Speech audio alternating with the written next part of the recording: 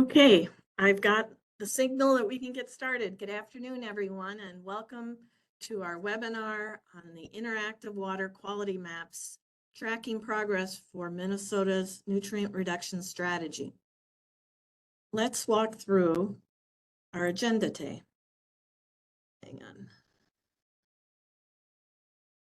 Today, our speakers will give a brief bit of background about the history of tracking, about what's going on at MPCA and on the nutrient reduction strategy. They'll demonstrate a few of the existing tracking systems that are online.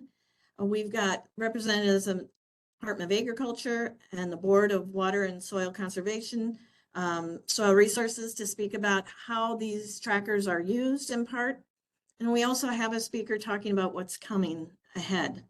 Throughout this event, you can put your questions in the chat. We have a team of people who are ready to answer them, and if they need to be answered during the chat, we can do that. Otherwise, we have a Q&A period at the end. We're really excited to have you with us today and look forward to an informative session. Thank you for making time for this. Next up, I'd like to hand this over to Glenn Skuda. Glenn?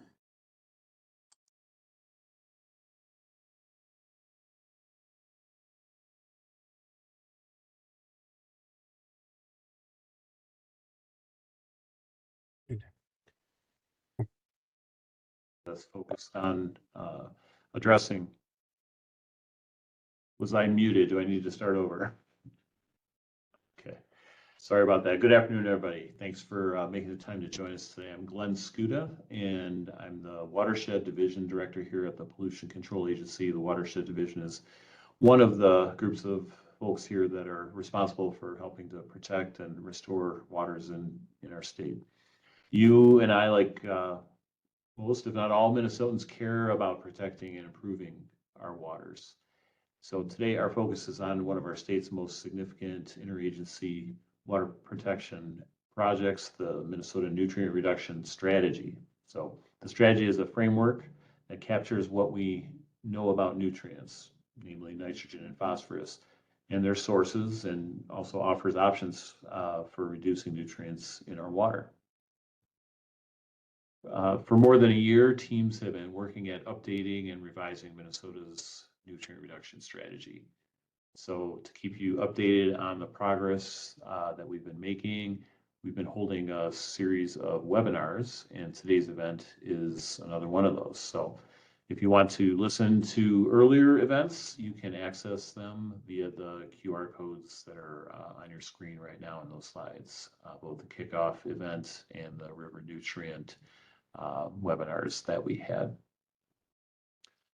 So before we go further today, let's take a quick look at the timeline for the nutrient reduction strategy of Minnesota for context. The first strategy report was issued in 2014, and then after 5 years of folks working on implementing that strategy, putting new programs and approaches into place, we issued a progress report on how that was proceeding in 2019.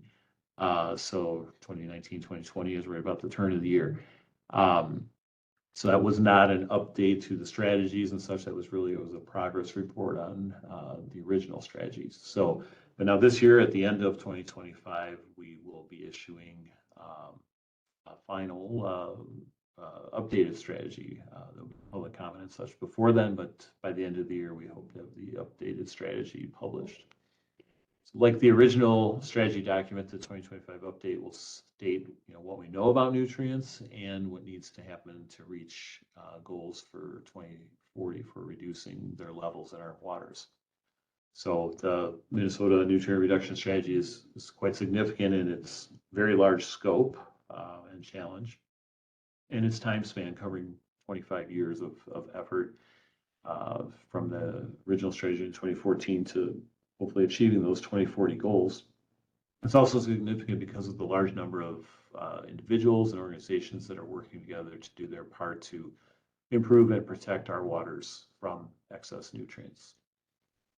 Excess nutrients in our waters are a problem in our state as well as downstream, since Minnesota is a headwater state. So slides depicting both those things. So starting on the left with local impacts in Minnesota, you know, in our state, we have lakes, streams, and river stretches that have excess or too high levels of nutrients, of phosphorus, of nitrogen. So we have local impacts within our state. Excess nutrients then also move downstream to the Gulf at the mouth of the Mississippi River in the southern direction. So for several months each year, from spring to fall, the Gulf is a dead zone because nutrients are so high. That's not all coming from Minnesota, obviously, it's from the whole Mississippi River drainage, but Minnesota is a significant contributor to that dead zone. Photo in the middle illustrates the dead zone with a yellow and green edge kind of along the Louisiana shore there in Texas as well. During these times, oxygen level in the water is so low that the ecosystem is disrupted. It has big impacts on the shrimping industry, for example, and the rest of the ecosystem. Heading north into Canada, Minnesota's Red River drains ultimately into Lake Winnipeg. And even though Lake Winnipeg is quite large in surface area, when you look at it on a map, it is also, especially for its size, rather shallow and often has algae blooms from excess nutrients. So that's kind of the local impacts as well as the distant impacts, both heading north and south. So let's talk about the goals we have for reducing nutrients in our water for benefit of our own waters here in Minnesota as well as downstream. Goals were developed to protect and improve water leaving Minnesota and draining into 3 global basins, as well as to meet our state water quality standards and nutrient reduction goals. So generalizing a little, Minnesota has agreements to reduce by roughly half the amount of nitrogen and phosphorus leaving the state from historical levels. The MPCA and other government agencies regularly test our waters for nitrogen and phosphorus, and today's measurements are compared against historical levels to track trends. So that's all contextual. So today you will hear from people who have been tracking our progress toward the goals. And they've been mapping the impact of the past 10 years of our work, as well as updating strategies to get further reductions that we still need.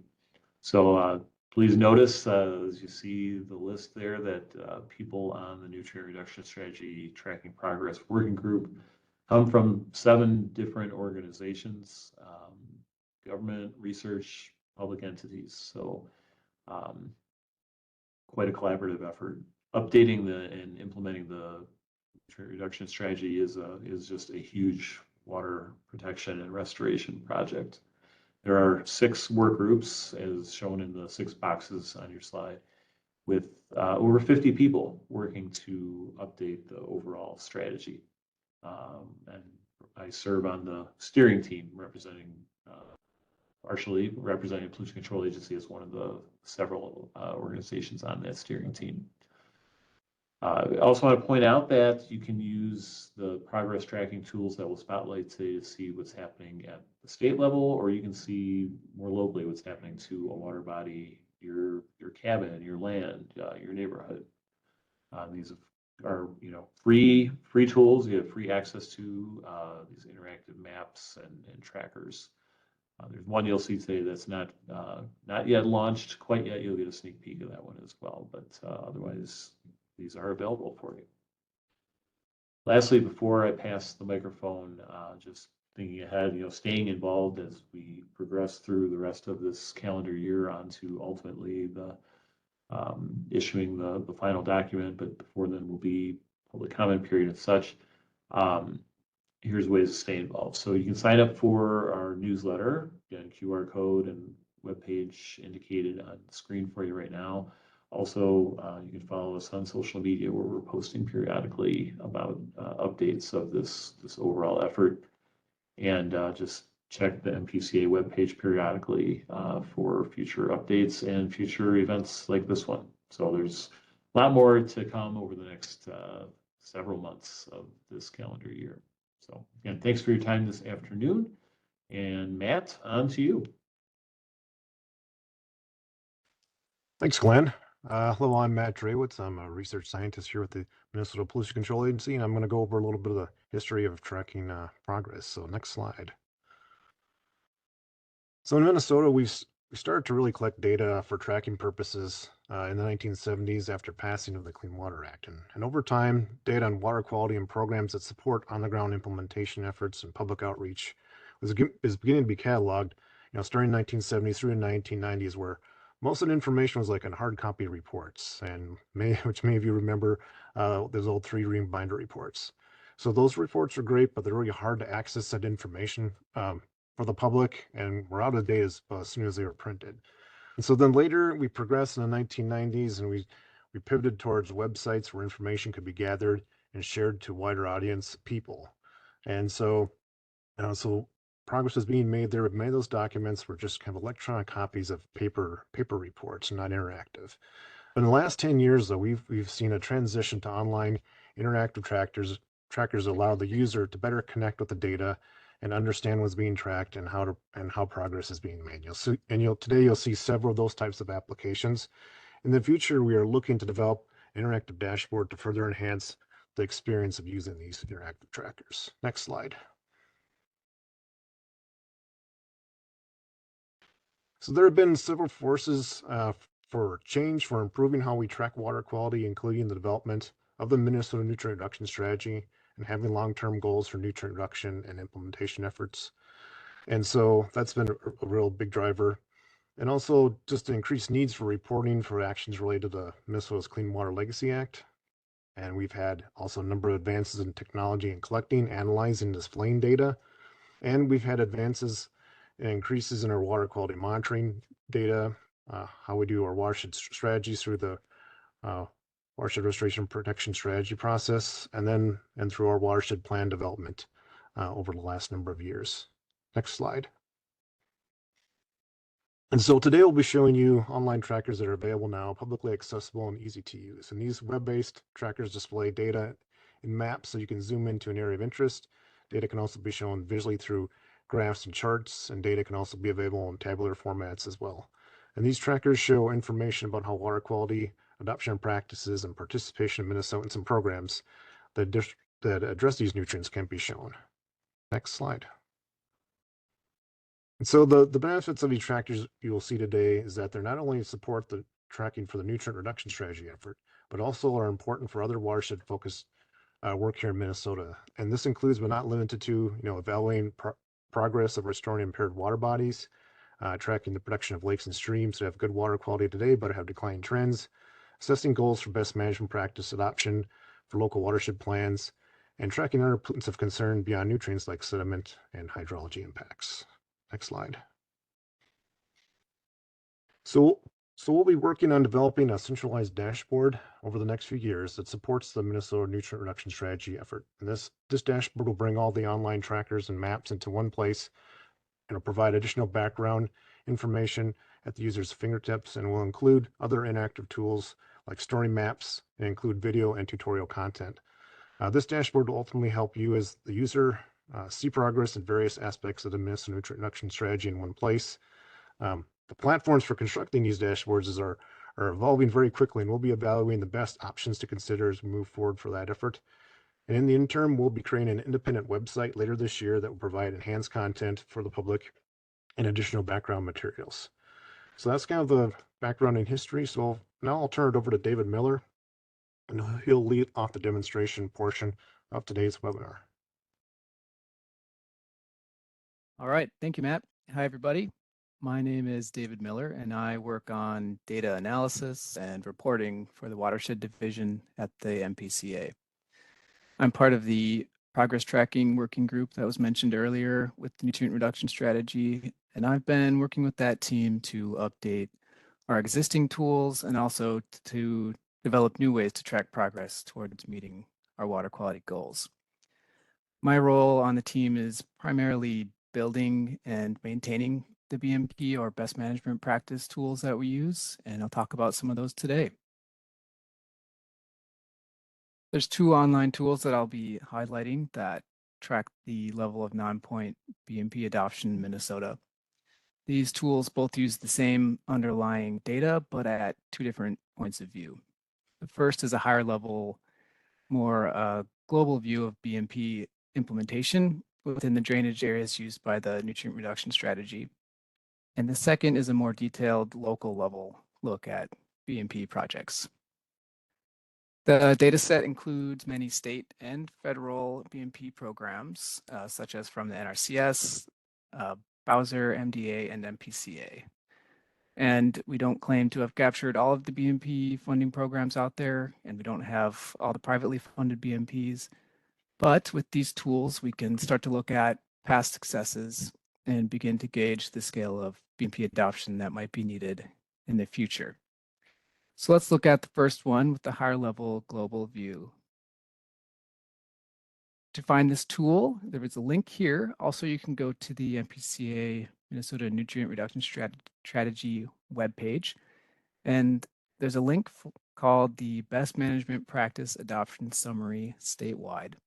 And this will bring you to the tool where you see a main summary page as well as some more detailed tabs above. Next slide, please.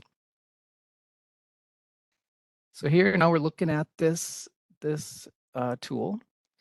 And if we take a closer look at the summary page here, the main feature is this graph that you see. And that is a graph of new BMPs implemented each year through the government programs that I mentioned. And you can see that the rate of adoption is increasing over the years. And this isn't a cumulative value. Rather, it means that every year more and more BMPs are being installed and treating additional land. And to get more detail about what programs are funding those BMPs in the chart, we can look at the tab titled Best Management Practices by Program. Next slide.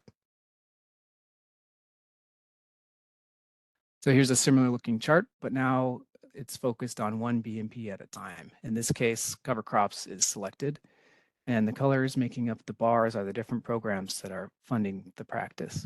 So you can see quickly that many different programs are funding cover crops, and they're all contributing to the new acres. Next slide. And the last tab that I'll mention is the individual best management practices tab. In this tab, the view is focused on what BMPs make up the different strategies that were in the first chart that we saw, the nutrient reduction strategy types. Here, one is selected called living cover, and you can see that the majority of the living cover strategy is cover crops, but that there are other practices that contribute as well. Next slide. And there's one more tool that I'll mention today that folks may be interested in if they want to look at what BMPs might be affecting a more local area. From the NRS website, there's a link to a tool called the Best Management Practice Adoption Summary Local Level, which is a more focused watershed view of BMP adoption. Next slide. With this tool, first you select the watershed that you're interested in, and then you'll see a map. And in the background, you can see the rivers and lakes in the watershed. And the yellow or orange ones are the impaired waters in the area. By selecting one of the smaller sub-watersheds, you can see the count of BMPs in that area, as well as a list of the impairments. Next slide. And then below that map is really the details that go into it. There is a table of all the BMPs. And this tool is a great way for local governments or other organizations or folks to track what practices are happening in their smaller areas. The tool can be used for planning efforts or to look where water quality might be improving due to all the work that's been done on the ground. The two tools that I just demonstrated today are available, and I'd encourage you to explore them yourselves. Which brings us to our next presenter, who will talk about water quality trends and data. Thank you.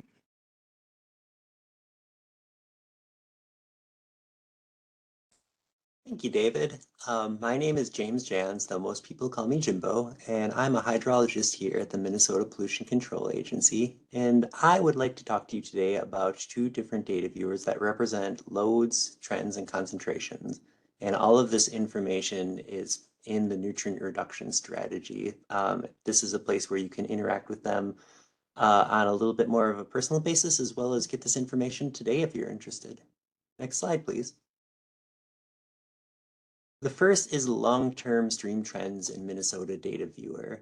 Now, this data viewer represents a subset of 197 long-term monitoring sites that we have across the state that have flow and pollutant concentration values, meaning we have water quality samples and the rivers themselves are gauged to show how much flow is going through. And these sites have sufficient information to do long-term trends for nitrate, phosphorus, and sediment. Next slide, please. When you get into this first data viewer, the stream trends data viewer, this is what you see. On top of seeing a nice map that shows decreases and increases for whichever pollutant you select, you can also toggle between a few different things. So looking to the right, you see you can toggle between nitrate, phosphorus, and sediment. You can also have two different time frames, roughly corresponding to a 15 and a 20-year time frame that coincide with natural data breaks in the data for which we have enough data to calculate trends. If you go a little bit further, you can select specific sites to see what's happening. And if you were on the site itself, you could hover over each of those symbols for additional information. Next slide, please. This is an example of what you might see on these pages. So to the left, you have phosphorus, and to the right, you have nitrate, both of which are pollutants of concern in the nutrient reduction strategy. And if you don't mind transitioning, you can see 15 versus 20-year timeframes. Next slide, please. Now, this one is a little bit more complicated, but let me walk you. Oh, go back a couple. Would you mind going back one more? There we go.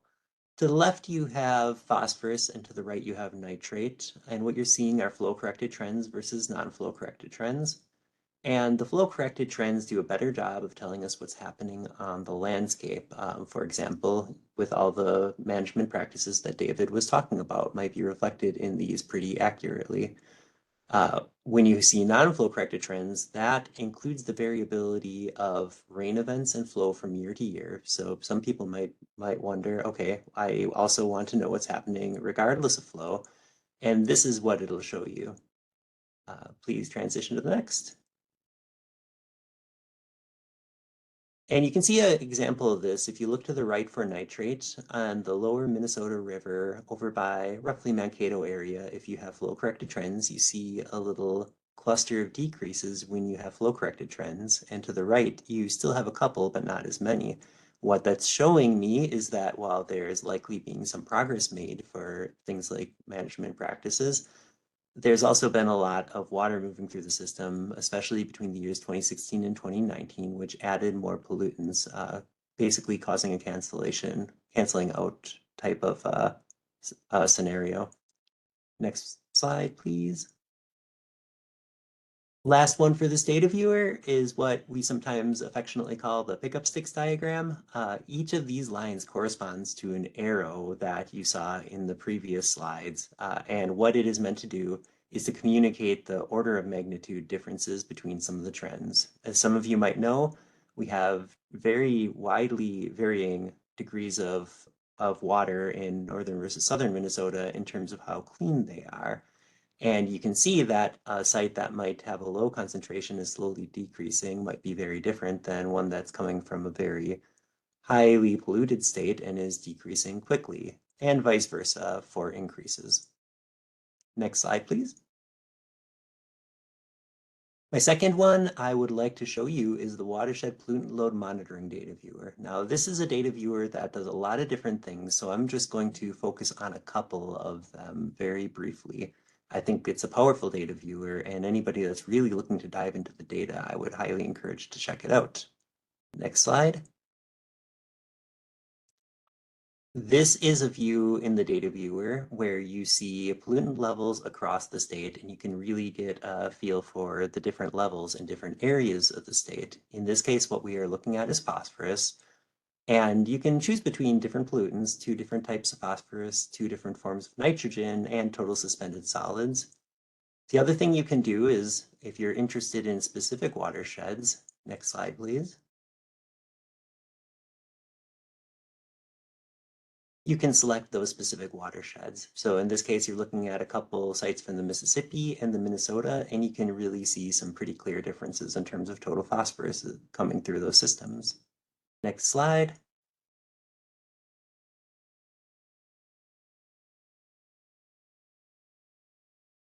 Last slide I will show you today is for those of you that are really interested in diving deep into specific sites, you can look at all of the data for each of our sites. So in this case, we're looking at the Minnesota or the Mississippi River at Winona. The black line you see in that graph shows flow, so the river going up and going down after rain events and spring melt and things like that. The purple lines are actual samples we collected and had analyzed at the lab with known concentrations of our pollutants at those timeframes. And the green areas in between is the model interpolating what is happening between those known samples. And you can really dive deep into your sites and see what's happening any given week of the year, any given day of the year. If you want to know what happened after a really big rain, you could find your nearest river and zero in on it and really see the response. Lastly, before we finish up, I would like to say that all of the data on this one is available for download. So anybody that is really interested in digging into the data, you can actually download it and work with it yourself if you're interested. And this data viewer, the second one, was made possible, not least of which by our next presenter, Casey Scott, who I would like to transition to. Thank you. Hello, my name is Casey Scott. I work for the PCA and I work in the wastewater section. I primarily focus on municipal wastewater, but to tell our whole story about nutrients, I also work with a lot of industrial wastewater data as well. So go to the next slide. I'm going to talk about 2 different applications today. The first is going to be one that shows nutrient concentrations and loads from wastewater effluent across the state, and it's mostly maps, and then clicking on the dots will show you the different levels. And the second application is going to be about reductions for tracking progress. Both of these are updated annually, and the source data that we use is from the monthly discharge monitoring reports. So these are all data collected through the Clean Water Act and NPDS permitting program, and then we aggregate them and update these apps every year. Go to the next slide. The first is an ArcGIS Online application, and this contains phosphorus and nitrogen loads and concentrations in kilograms and milligrams per liter, and wastewater effluent volume in million gallons per year. And you can get to this application by searching MPCA wastewater phosphorus or wastewater nitrogen, or any of the links that we'll share today in this presentation. Go to the next slide.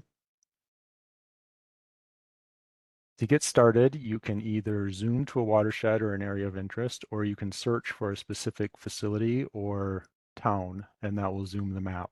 And then after you have your area of interest, the layers at the left side of the screen are sorted and grouped by mass, concentration, and then pollutant or effluent. Go to the next slide.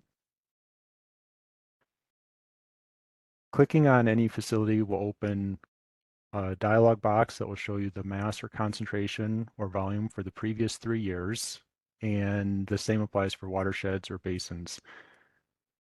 And then the pop-ups on the screen are showing the different expressions of mass and volume, phosphorus, nitrogen.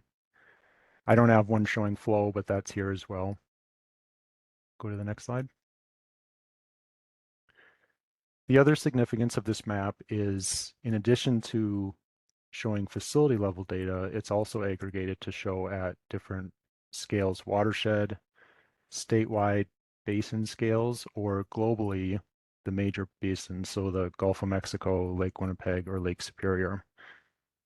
So all of the values for each watershed get summed and grouped, and then we can see the colors.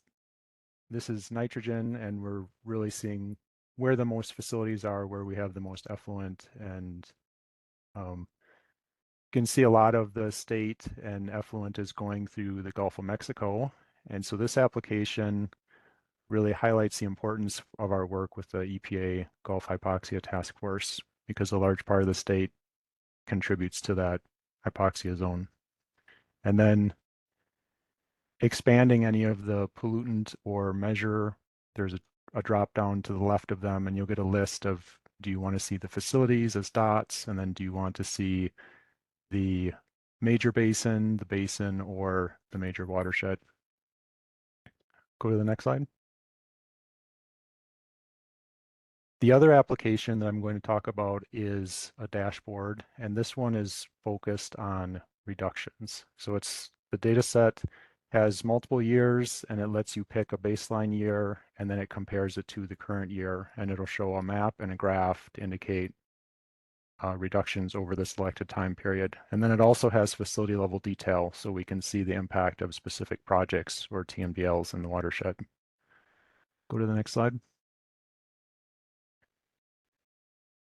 The first view shows all the watersheds in the state, and then clicking on any watershed will focus the graph. So we can see this is the Mississippi River Twin Cities. Clicked on it, and this is phosphorus, and we see the big phosphorus reductions were around 2005 when major permit limits started going into place. And then hovering over any watershed, on the left, we hover over the Cannon River, and we can see the Cannon River also had a large increase, 80%, 79% since 2005. And it expresses that as both percentage and mass. And then on the application, there's a option. The default view is to compare the current 3-year average with 2005, but that slider can move forward if you wanted to see how the current 3-year average compares to 2010 or 15, depending on projects or milestones or flow conditions. There's a lot of flexibility in the comparisons. Go to the next slide. The second sheet of this is facility specific. So there's a lot of dots here because we're picking the whole Mississippi River Basin and all the facilities are represented. But if we picked a single watershed, then the picture gets a lot more clear. So here we can see a big reduction going to the Gulf starting in 2004, 2005. If you go to the next slide.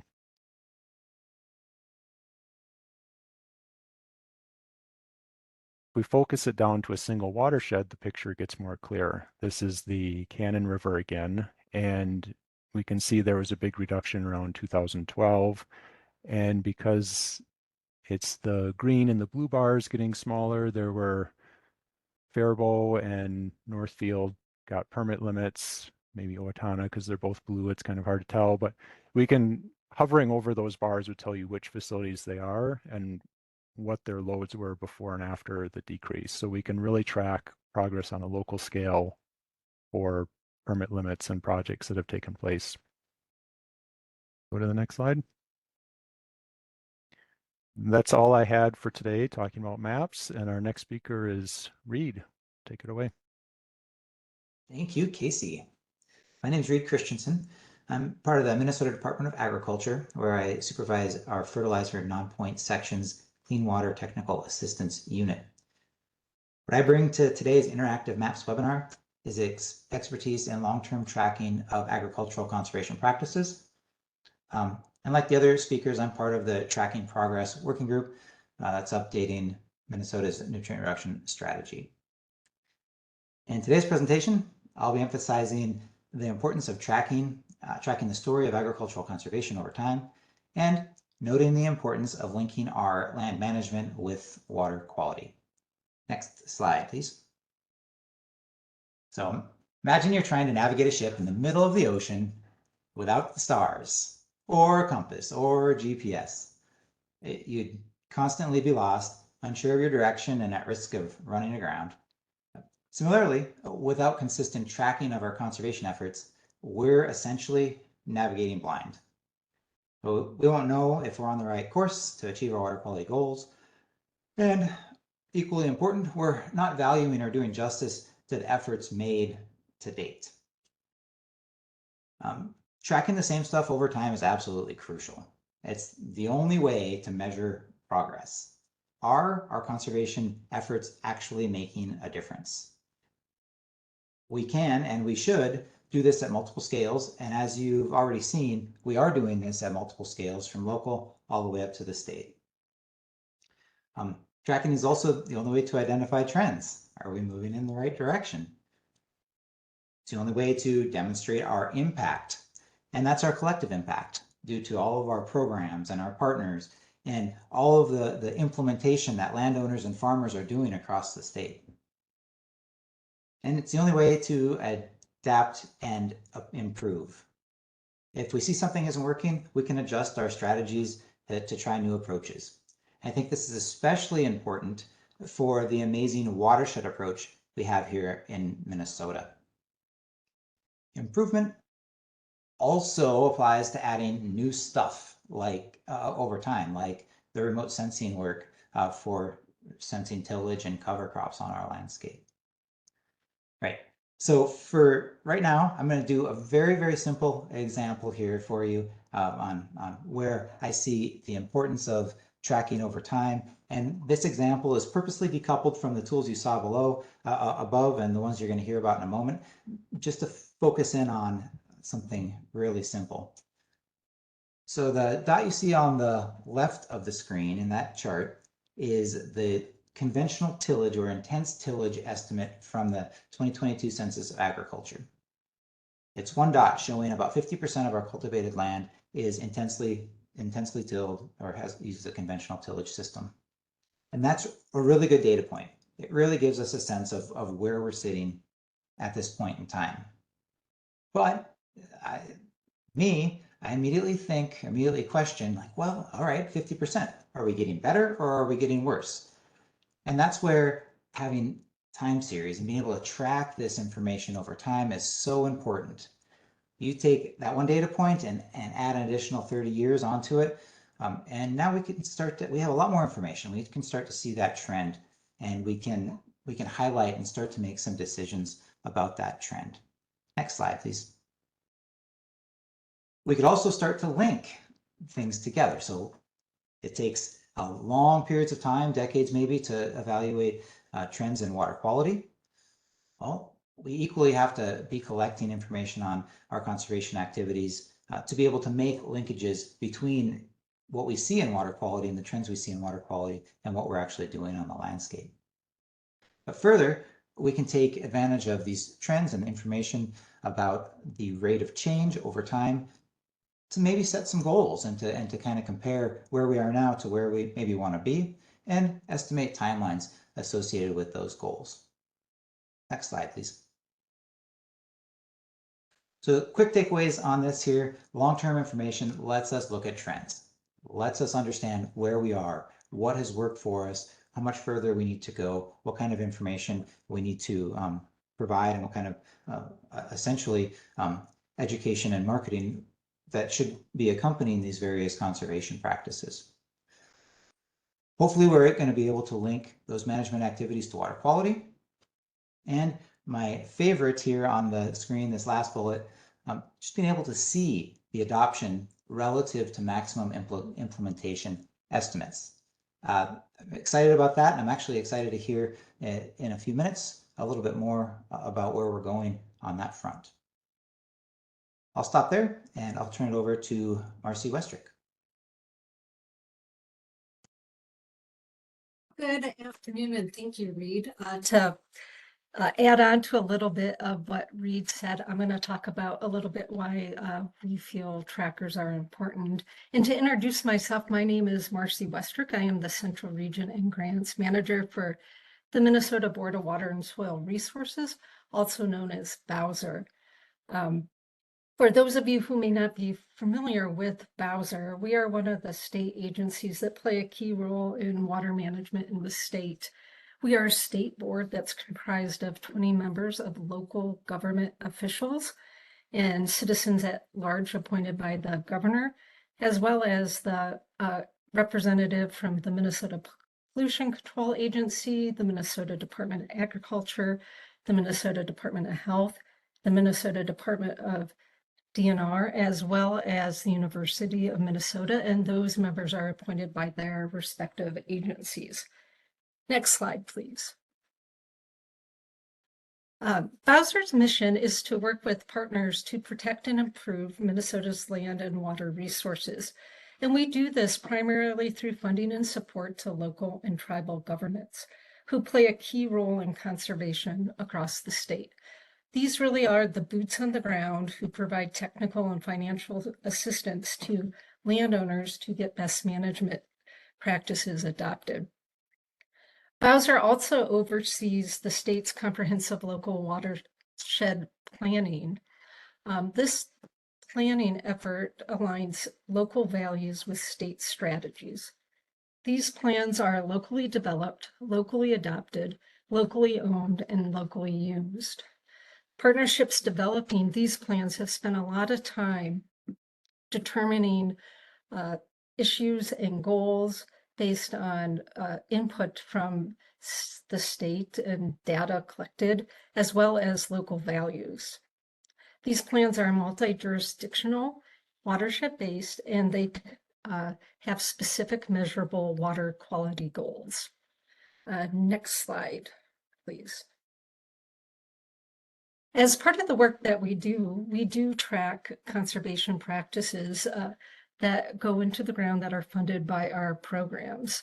This data, as you can see, can be aggregated at the minor, major, and basin level and is used for local governments to track their progress towards the goals that they set forth in their plan, as Reed mentioned. Next slide, please. Really, the synergies between multiple tiers of watershed work and programs at different scale helps Minnesota create opportunities to meet multiple goals with similar actions. And tracking systems and tracking progress is important to account for the progress of the locals that they're doing, the hard work that they're doing at the local level, and can be rolled up to the state level for goals such as the NRS. With that, I'll hand it over to Matt Dreyowitz. Thank you. Thanks, Marcy. Again, Matt again here, and we're going to talk a little bit about, we'll transition to probably a sneak peek of a couple of trackers that we have under development right now, and that they're being developed to help support the nutrient reduction strategy. So next slide.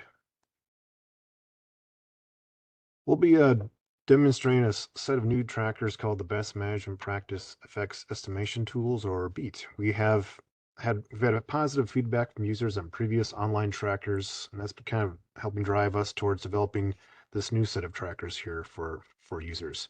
And we'll be building upon existing trackers that we have in place, and we'll be creating new companion tools using available data.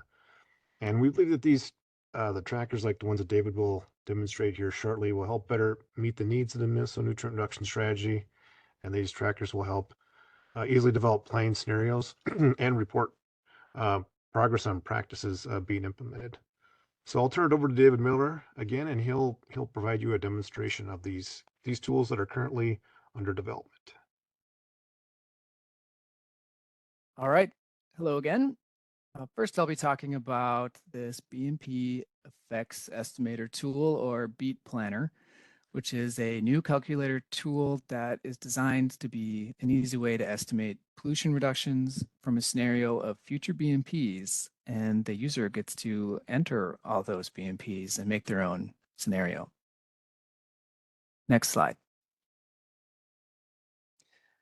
The tool, first I just want to say it's driven by a detailed watershed model that first determines the baseline pollution loads, and then the loads can be reduced by selecting a scenario of BMPs. What's great about the tool is that there are unique reduction values for every watershed or small watershed area within the tool. and over 30 different BMPs that you can choose from.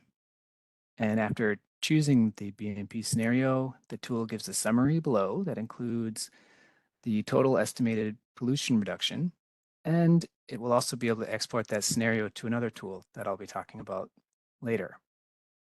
Next slide. Some of you may already be familiar with the existing watershed pollutant load calculator. This is an evolution of that tool. And the Beat Planner will replace that tool, but also offer some additional new features, which include guidelines for the maximum estimated amount of acres that are available for a particular type of BMP. And it'll also have a new basin scale tab for making larger basin scale scenarios. There's also a new state line delivery point, which can estimate the effects of BMPs downstream from a watershed at the Minnesota state line. And also I mentioned it will be able to share that scenario with a new portion of the tool that will track progress towards reaching pollution reduction goals, which is called the BEAT Tracker. The BEAT Tracker uses the BMP data set from the tools that I described earlier in this meeting, and then it estimates the BMP reductions from those BMPs and compares them to estimated reductions in the NRS goals. So it totals up all the reductions and estimates the progress that's already occurred and what might need to happen in the future. Next slide, please.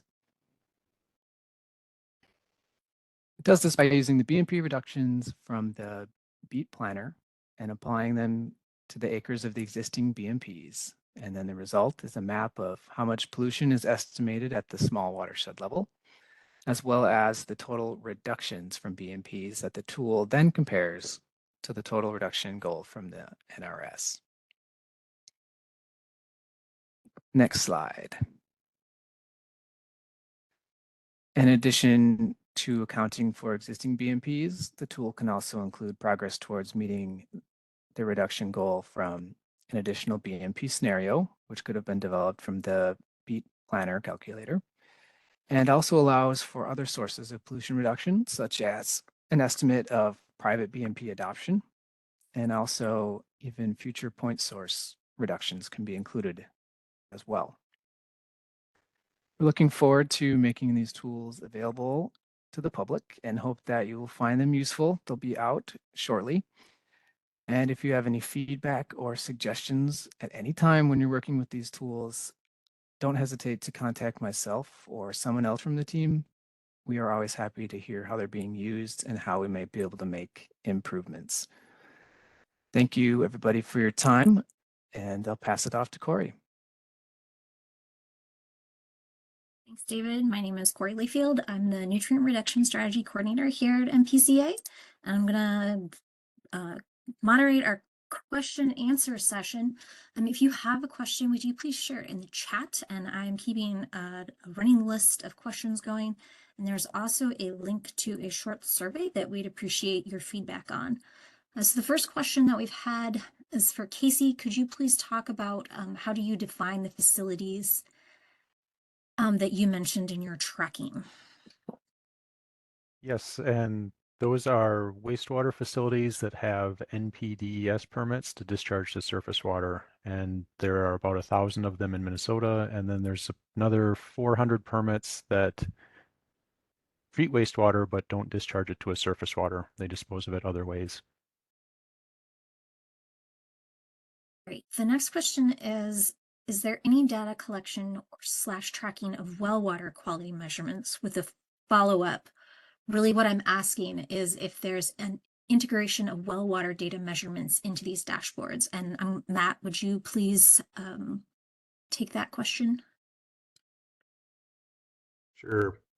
Yeah, I think we'll be, working with our, because it's a multi-agency effort, we'll be working with our partners with Department of Natural Resources, Department of Agriculture on collecting that information. And I think at this point, we don't have a specific tracker for that, but I think that's one thing we've identified as an area that we want to increase and have more information and provide that as well. So it's on our list to to update and work with our partners to include that as part of our dashboard.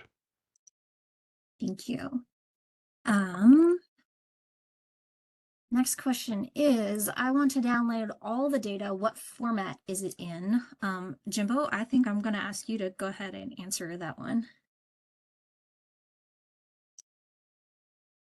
Yeah, the data is available in tabular format. So I believe it's an XLSX.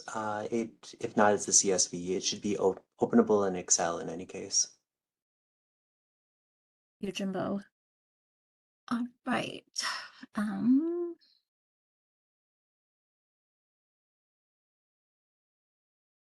Okay. Next, wow, questions are going fast. I'm trying to keep up. Glenn, I have a number of questions for you. Can you talk about the timeline on the initial that should have started in 2010? Okay. I'm sorry, that's a complicated question. I'm going to follow up with that in just a second.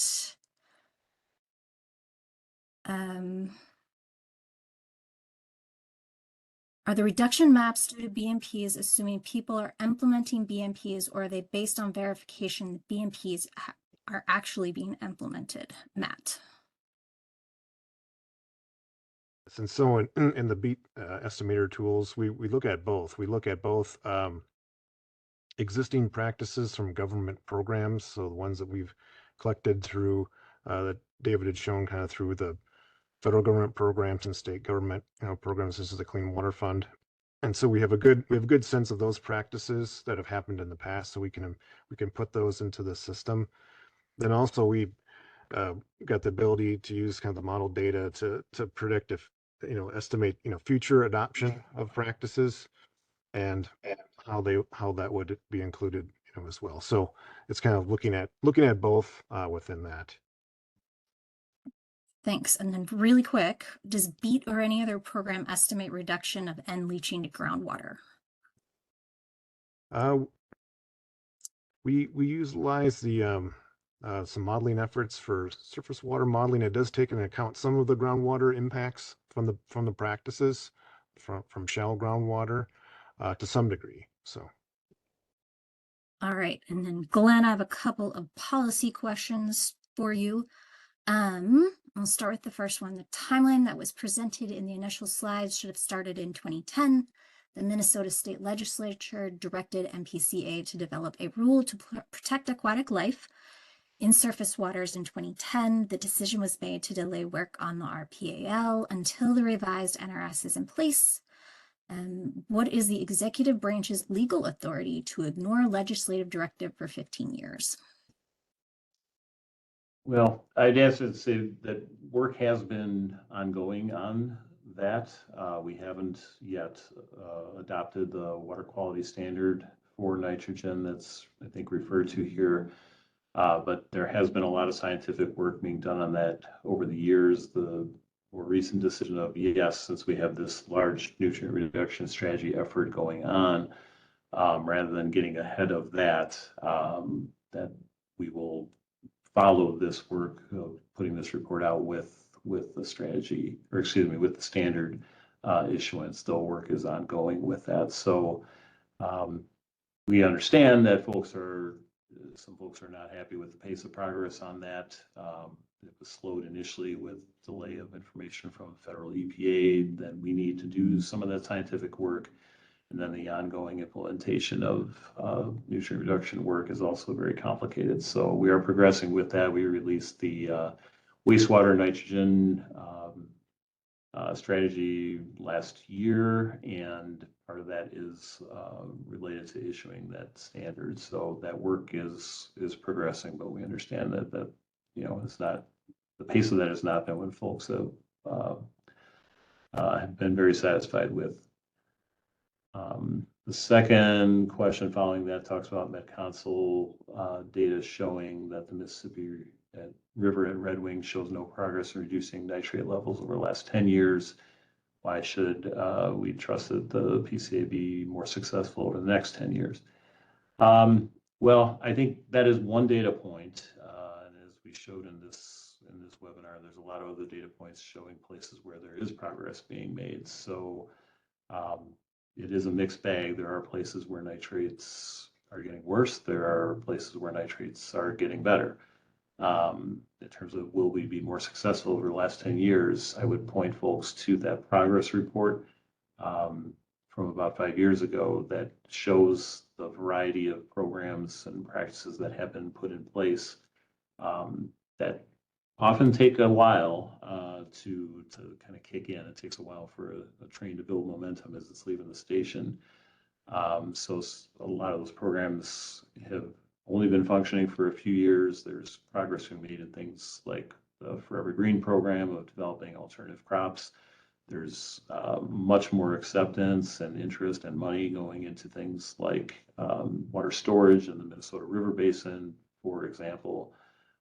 Cover crop adoption continues to increase. The Ag Water Quality Certification Program has got over 1 million acres in it now. I mean, there's a lot of positive signs we can point to of progress and work that's being done. Not that people are just ignoring what's the problems that are on the land. There are people doing a lot of things trying to move the needle. Some of it using more conventional practices, but really scaling those up.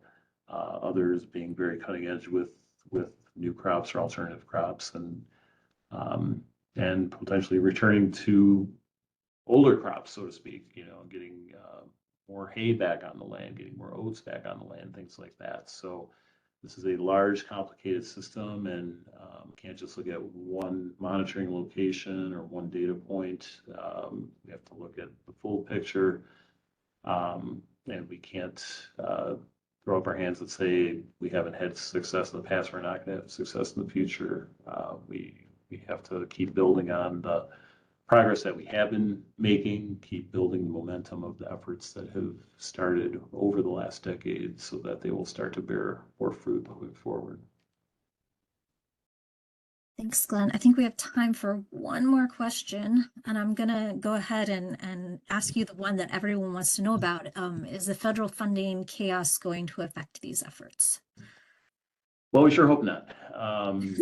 You know, we had sort of like 2 large grants supporting this work. There's the first grant that has been supporting this work and will carry it forward a little bit further into the future here. That money is pretty well secured, and that's not an issue. So this work has not slowed down or been stopped by any of that. We're keeping our eye on and keep working with the federal EPA on the next grant, which would sustain this work moving forward over the next several years. So we're working on our end. Corey and others had pulled together the application and the work plan for that work late last calendar year, submitted to EPA. There were some revisions that we submitted to EPA this week on that.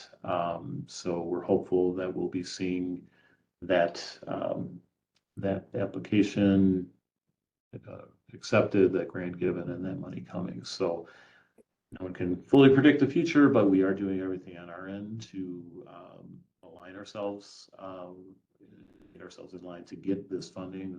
The application is in, and we will be awaiting EPA's response. So we're optimistic on that. Thank you, Glenn. That is the end of our time. I want to take just a second to let people know how they can sign up for the newsletter, check our webpage, check our social media, and we will try to get this video posted as soon as possible. And if you have questions for the NRS team, for MPCA, you're welcome to reach out to us. You can contact me. You can contact info@pca.state.mn.us, and we look forward to seeing you all at another series of webinars over the summer.